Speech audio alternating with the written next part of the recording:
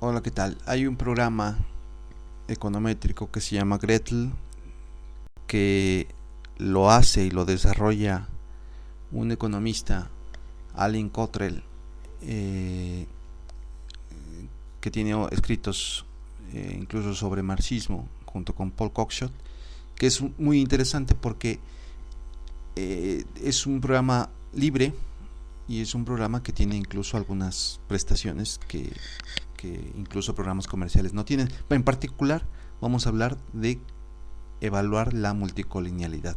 A mí al menos me parece que lo hace de una manera muy explícita y muy clara. Entonces, en este punto, solamente en este punto de multicolinealidad, me parece que tiene, y en otros también, pero en particular me parece que tiene ventajas incluso sobre el EBIUS. Bien, vamos a ver, abrimos el archivo, abrir datos y vamos a importar. Y la forma que tiene Gretel es que incluso importa de EBIUS. Entonces en este caso simplemente direcciono donde yo tengo los datos. En este caso es la tabla 21.1 del libro del Gujarati. Y ahí tenemos las variables: dividendos, Producto Interno Bruto, consumo personal, ingreso disponible y las ganancias. Vamos a suponer que para calcular el problema o para ver el problema de la multicolinealidad, que las ganancias están en función del PIB y por otro lado de los dividendos, supongámoslo así. Tendríamos que trabajar el problema de forma mucho más detallada, teóricamente, ¿no? Tendríamos que justificar el uso de las variables, pero simplemente para mostrar el problema de la multicolinealidad voy a mostrar eso, ¿no? Bien, si quisiéramos hacer una gráfica, que como siempre se debe de intentar hacer eso, dividendos, gráfico, ¿de acuerdo? Podemos hacer una gráfica de las series temporales y ahí está, ¿de acuerdo? Ahí está la gráfica. Como vemos es ascendente, como no podría suponerse de otra forma. El GDP, pues lo mismo. Si doy dos clics, aquí aparece los datos, etcétera. Aquí incluso me da la opción para hacer la gráfica. Y lo mismo para el caso de profits o de ganancias. ¿De acuerdo? Ahí se ven los ciclos más evidentes, ¿no? En ganancias. Y bueno, ¿cómo hago la regresión? Muy fácil. Modelo, mínimos cuadrados ordinarios. ¿Cuál es la variable dependiente? Hemos dicho que profits. Elegir y la selecciono por defecto. Es decir, si hago pequeños cambios, profits va a mantenerse constante. Ahora, ¿cuáles van a ser las variables explicativas? Hemos dicho que GDP y dividendos. ¿Y por qué no? Si estamos ante el problema o ante el objetivo de evaluar multicolinealidad, pues pongo el gasto personal, el consumo en gasto, ¿no?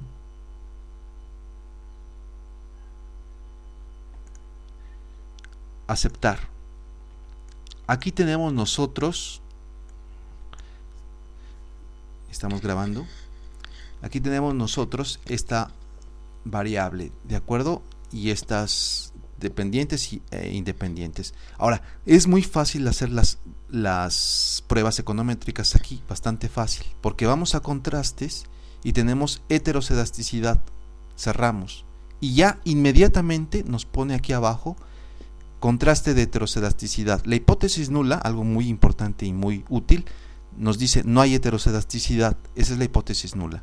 Bueno, de acuerdo al valor de probabilidad, tenemos que rechazar esa hipótesis nula. Por tanto, hay heterocedasticidad. Ahora, el segundo contraste, autocorrelación, aceptar.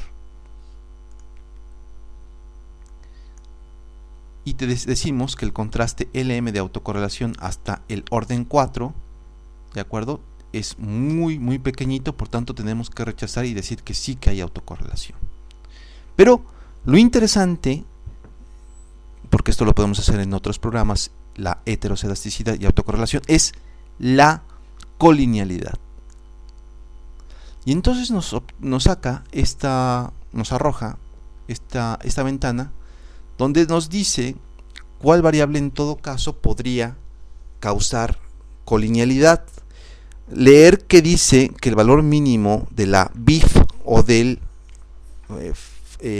factor de inflación de varianza, el BIF, está entre 1 y entre 10. Si hay, o mayor que 10. Si es mayor que 10, valores mayores que 10, puede indicar un problema de colinealidad.